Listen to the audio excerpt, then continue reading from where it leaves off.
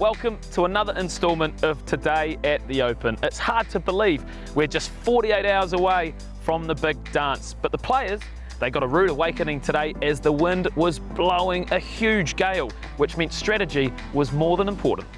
There's a lot of blind shots because you have bushes in the way and all the dunes where you can't see. That's one of the tricks, right? Just knowing where you can go, where the bunkers are, or what lines to take and when to be aggressive and when not to be aggressive. You need to create the picture. You're hitting into the abyss, it feels like at times, and there's like maybe one little point in the distance up on the hill. It's nice to have some of these stands and some of the towers out, especially on the front nine, or some of those blind shots are tricky to know exactly where to hit it. So just like getting a lot of sight lines and making sure we can put the ball in play where we need to be. You still have to picture your shape. You know, so often we get onto a hole that has trees and bunkers, and you know, it frames the shape of the hole for you. But I feel like you've got to do a really good job with your visualization at St Andrews. You can kind of tell where the right limit is, and you don't really know where the left limit is, and you can be as conservative as you want and try to miss left all day, but you know, your shots into the green are going to become extremely difficult. I think the big thing is you've got to hit it close this week. You know, you've got to try and give yourself as many opportunities as you can. Very much a second shot golf course. Berma underfoot, you've really got to be able to control your golf ball and just use the slopes to your advantage. Much like Augusta National, I find you're always learning a new little trick or a new line or a new angle or a cool new position of a pin placement where, you know, there's a better approach play if you go down the right-hand side, not the left-hand side. So, you know, you're always learning, which is the great thing about these iconic golf courses. It's been a busy day in the interview room. Rory was first in this morning after a bit of breakfast and a trip to the range. Here's what he had to say. This is a special week for me because I missed the previous Open here in 2015, yes. And yeah, great to be here.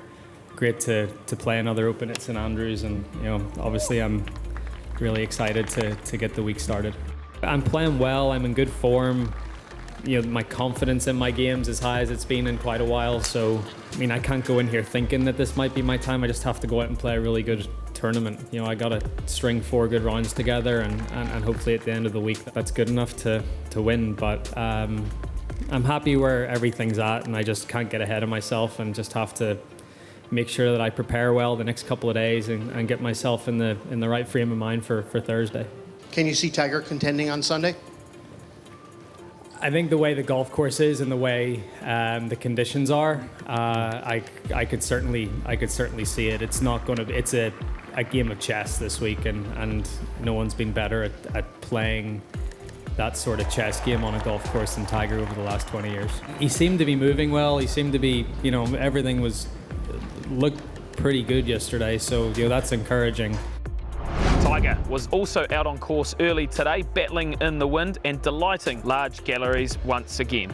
After finishing on 18, Tiger was straight into the car, and moments later, he was in front of the world press.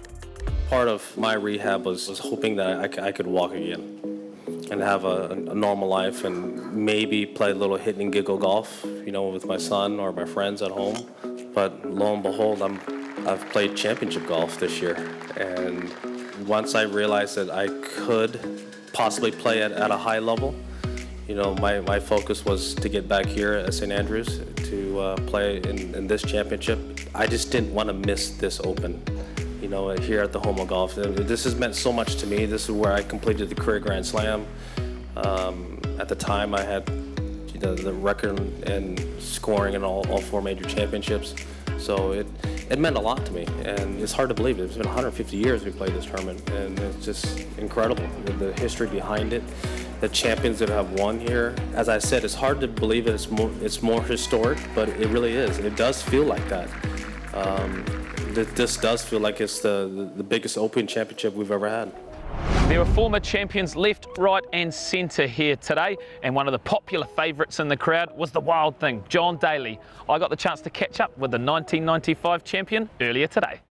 In this part of the course where we're at now, it's pretty exciting, isn't it? So much going on, a lot of crisscrossing. It's a busy place to be. The wind really gets tricky here. Like me and Brian, we thought it was kind of hurting, and we both hit 5 irons and knocked it 30 yards over the green. So you never know what Mother Nature's going to do around here. The wind is very tricky, and you know, it's just a fun way of playing golf. You got to have an imagination. Don't be scared to hit a 5 iron from 130 yards or, you know, a 6 iron from 220. You just never know what you're going to get. Nice. And how important is a caddy this week? Looking over your left shoulder, a very familiar face on the bag. I got my son. It's the greatest. Come on, Come on, little John. come on. Don't talk with your mouth full. To have him on the bag is just so special because you don't know how many more I'm going to get out here. Brother George, nice to see you. How are you enjoying the week, mate? It's good. It's pretty special being inside the ropes at St. Andrews where basically golf started. So yeah, looking forward to it. Pretty cool to see where the old boy did some damage back in the day and created some history. Yeah, it'd be nice to do it again, but I wish they'd give my spot to him, let him play, and I will hire him a caddy. Okay. Because I can't walk and carry a bag. I can barely walk and carry this 250-pound man right now. And does it give you a bit of inspiration for the future to try and get yourself here one day? oh yeah, I'd love to be here or just anywhere on tour, PJ Tour, European any tour playing. It's always a dream. So how's the old boy hitting it? He's in the good. Just gotta get him walking more. He's not used to walking. Great shape for the shape I'm in, baby. All right, well let's line this up and we'll talk through what we're about to do. Can you still drive the screen? Probably not today. Oh, it looks fantastic. Away from the action here at the Old Course, our cameras were in town as Jack Nicklaus received a very special honour. Mr. Nicklaus became just the third American ever to be made an honorary citizen of St Andrews in recognition of his achievements and outstanding service to the game of golf. Here I go already. Let's go back to 1959. My first visit to Scotland. I was a 19-year-old Ohio State University college student and made the U.S. Walker Cup team. We came to Muirfield, the home of the Honorable County of Edinburgh golfers, to play the matches. I thoroughly enjoyed my visit.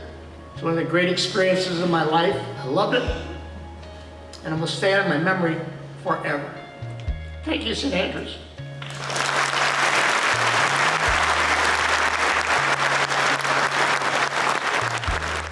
It's been another busy day at the 150th Open, but it doesn't slow down for our past champions. Look at all these amazing names. Tiger Woods, defending champ Colin Morikawa, and even New Zealand's very own Sir Bob Charles. They've got a champions dinner tonight to celebrate the rich history here at the Open.